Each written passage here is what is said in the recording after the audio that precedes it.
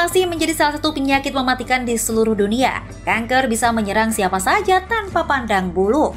Kanker juga dapat menyerang bagian tubuh manapun tanpa terkecuali salah satunya adalah usus.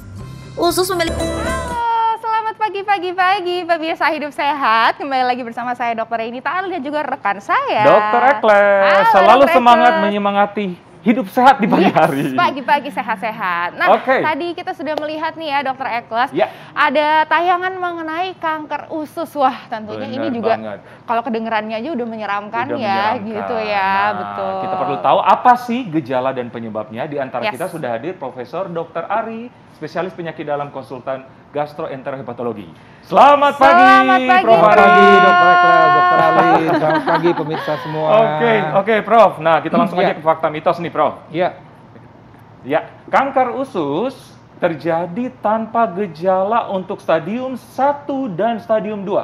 Fakta atau mitos? Fakta. Wah, fakta. Ya. Berarti bisa tanpa gejala. Betul. Jadi kita bisa bilang begini, bahwa memang umumnya kalau masih misalnya itu masih bentuknya polip ya, walaupun itu sebenarnya udah ada kanker di situ, bisa aja tanpa gejala. Iya. Baik. Tapi bisa juga dibalik. Artinya begini, kalau kebetulan memang bentuknya polip ya, awalnya polip yang besar, kemudian itu polipnya sudah oke lah, kemudian mungkin BAB-nya keras, dia sempat ada perdarahan. Nah, di situ kita lakukan kolonoskopi, bisa saja itu polipnya udah kelihatan tuh. Nah, itu bisa kita angkat gitu loh. Nah, itu gejalanya dari jadi sekali lagi memang ini yang harus kita waspadai, bahwa penyakit ini memang bisa saja di awal itu tanpa gejala seperti yang saya sebutkan tadi.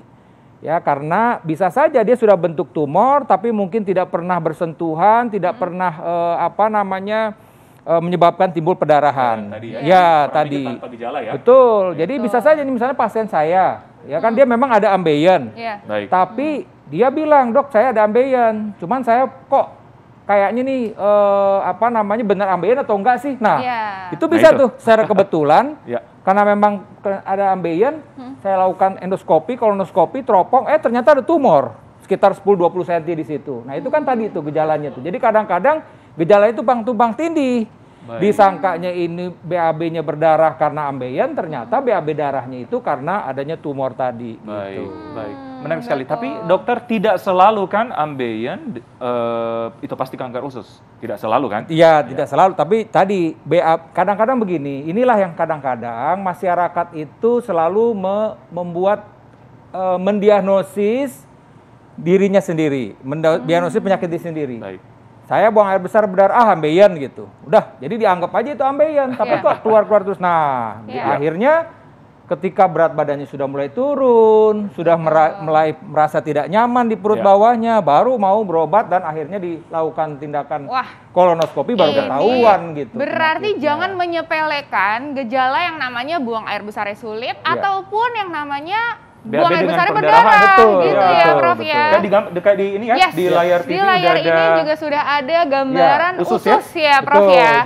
Jadi memang kalau kita lihat ini kan bahagian daripada ini ya, usus besar itu adalah usus sebenarnya udah dari paling bawah ini ya, usus kita ini ya. Jadi usus besar ini seperti ini ya. Jadi kita bisa lihat di sini ini ada contoh-contoh kalau ini peradangan. Berarti misalnya. ini di lumen di dalamnya ya, Prof ya. Di dalam usus kita ini. Jadi ini gambaran kalau pasien di kolonoskopi. Makanya penting saya sampaikan ketika dokter, "Bu, Pak, ini mesti diteropong." Karena kalau diteropong, dokter bisa lihat langsung kondisi yang ada di dalam usus kita ini. Betul tadi itu. Jadi yang di layar ini adalah bentuk yang kita teropong ya. Itu polip ya, Prof?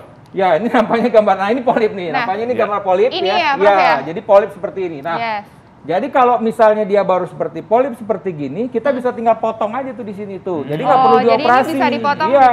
Ya, misalnya ini dipotong ya, ini dipotong polipektomi namanya, dan itu bisa melalui tindakan kolonoskopi. Jadi tidak perlu dilakukan operasi. Tidak perlu dilakukan operasi. Sekalian berarti ya, Prof ya.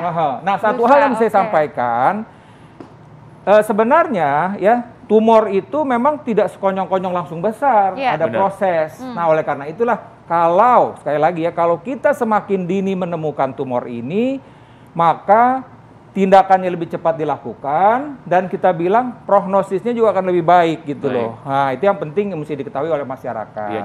Jangan sepelekan lah ya, Prof ya. Ya, betul. Oke, Prof. salah satu gejala kanker usus adalah sering kembung katanya. Fakta atau mitos? Tapi, jangan dijawab dulu, Prof. Sesaat lagi kita akan kembali tetap di Hidup Sehat.